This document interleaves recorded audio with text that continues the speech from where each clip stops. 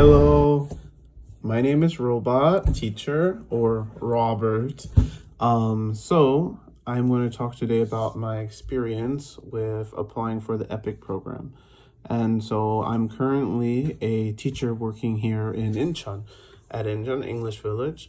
And I have decided that I would love to work in a public school going further. And so I applied through the EPIK program on maybe February 2nd. It's almost 1 month ago. And I applied to work in the Seoul MOE. So maybe about a week or two ago, I got an email from a coordinator from EPIK.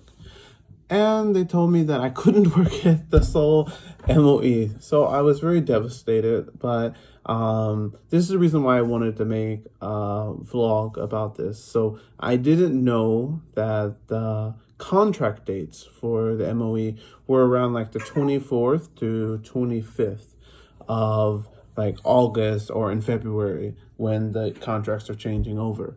And so I was just like, I wish I would have known, because when I re-signed my contract at my school for an additional year, I could have then at that time said, please make my dates around this time. So that being said, basically they told me I can open my like placement up to anywhere in Korea, or I could try to change my contract dates, but that will affect the specific like offices of education and like how they will look at me.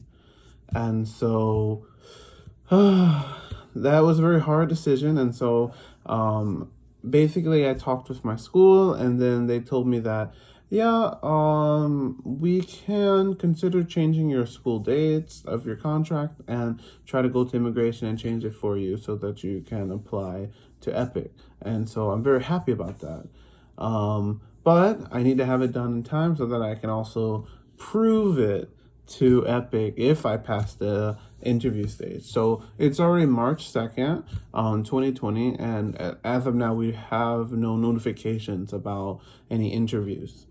So I am hoping and praying that we'll get a notification like in the next 2 weeks or 3 weeks, because as you guys might know, the coronavirus situation here. And so basically we're just all like sitting in our homes, watching Netflix, eating food. So it's quite boring. So I'm looking forward to something to look into and preparing for the interview. I'll be really excited to work in the SMOE, as well also the Incheon MOE, because I've worked in Incheon and lived in Incheon here for, in May it would be almost 4 years. I really enjoyed my time here, and I would prefer not to go to another province or another like city, because I've kind of made a life here in Incheon. And so I was considering this going to Seoul because I have a car, and so I can drive every weekend to go to church.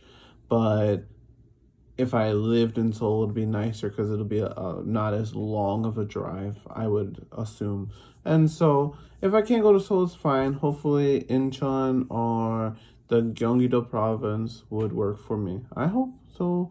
We'll have to see. So just letting you guys know, if you are considering to apply for EPIK and you're currently in Korea on a contract, make sure that before you get your additional new contract, that you make sure that the dates are before the 24th or 25th of the year, like the intake month that you're going for.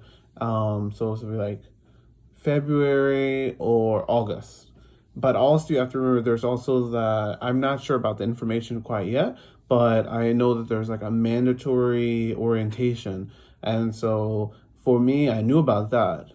And I took my vacation for like 2.5, maybe 2 weeks and 1 day. So like from maybe, I suspected orientation could be around the 17th of August.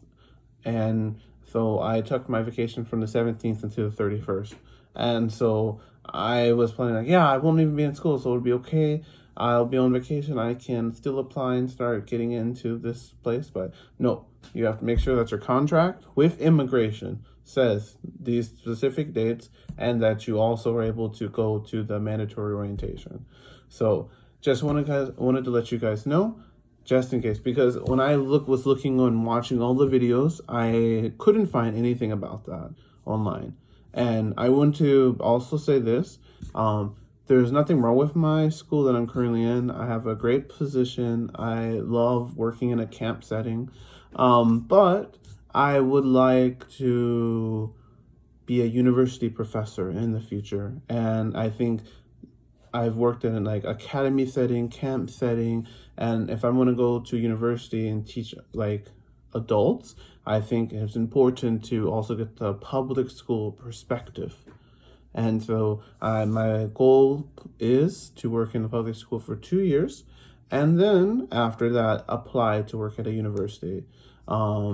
Preferably in Seoul. I'm not sure if it's possible because I haven't taught in a university before, but it's my goal. So let's see what happens. So thank you everyone for watching. Bye bye.